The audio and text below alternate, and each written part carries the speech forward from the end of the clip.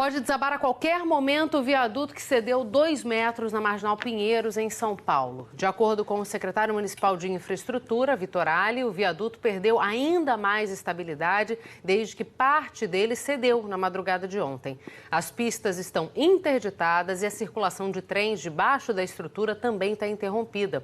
Quem tem os detalhes é Daniela Salerno. Dani, boa tarde para você. O que a prefeitura pretende fazer para resolver esse problema? Oi, Cecília. Boa tarde a você e a todos também que nos assistem.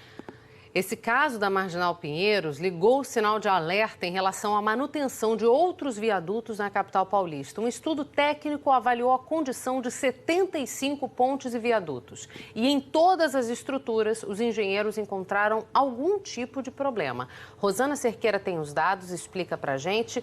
Rosana, boa tarde para você. A prefeitura teve acesso a esse estudo e já começou a tomar algumas medidas, né? Olha, boa tarde a todos. Cecília, Estamos de volta para falar que o quilograma, essa unidade de medida que faz parte do nosso dia a dia, não é mais o mesmo. Cientistas de cerca de 60 países decidiram mudar a forma como é definido o valor de 1 quilo, que é a unidade básica de massa. Mas não precisa ficar preocupado não, porque a Lúcia Miesel já está aqui, ao vivo, de Paris, para explicar tudo isso para a gente.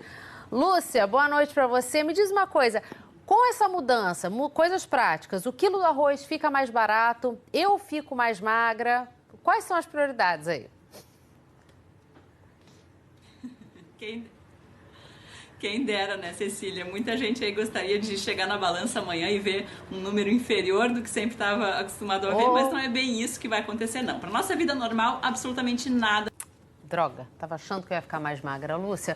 Mas vamos lá, o que já se sabe é que os cientistas já tinham a intenção de mudar aí essa definição do quilograma, já tinha um tempo, né? Já faz muito tempo, os especialistas... As explicações e informações, Lúcia, boa noite para você.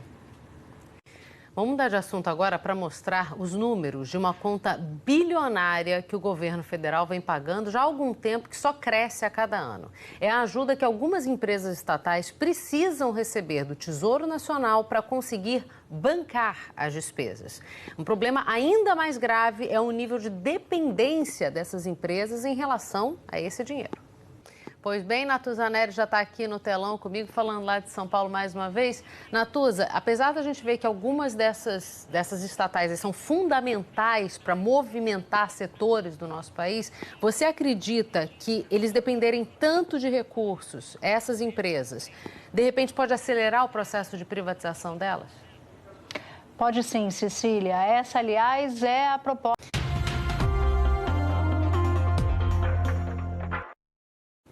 Repercutiu bem no mercado financeiro a indicação de Roberto Campos Neto para o Banco Central. O nome dele foi anunciado pelo futuro ministro da Economia, Paulo Guedes. Como ontem foi feriado nacional, os efeitos no mercado só foram sentidos hoje. A gente vai ver os números aqui no telão.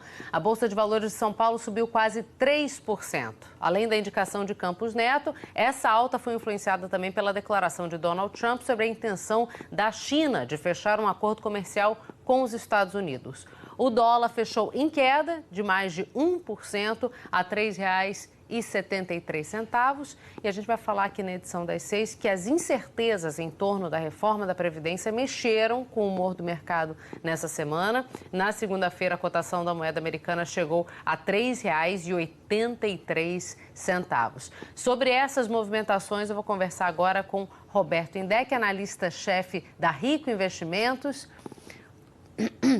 Boa tarde para você, Roberto. Roberto Campos Neto estava no Santander e o avô dele é um ícone da escola liberal que defende o Estado mínimo, Roberto Campos. O que esperar de então Roberto Campos Neto no comando do Banco Central? Boa tarde a todos. Eu acho que... E a gente segue falando de economia, agora com o Flavinho Oliveira, que está aqui com a gente. Cecília, que prazer estar com você né? Aqui na edição das 6. Boa noite a todos. Segunda-feira, você está no estúdio aí? Tô. Então, a gente vai estar junto também segunda-feira no estúdio aí. Vamos lá, Flavinha. A gente falou essa semana aqui na Globo News que quase 7 milhões de brasileiros trabalham menos horas do que gostariam. E esse número faz parte da PNAD contínua, aquela pesquisa super importante do IBGE, que traça um perfil aí do mercado de trabalho. Então, explica pra gente o que indica esse número, que tem gente trabalhando menos horas do que gostaria. Pois é como um todo. E uma dessas dimensões, o desemprego é o que a gente mais fala, né? 12 milhões e meio de desempregados.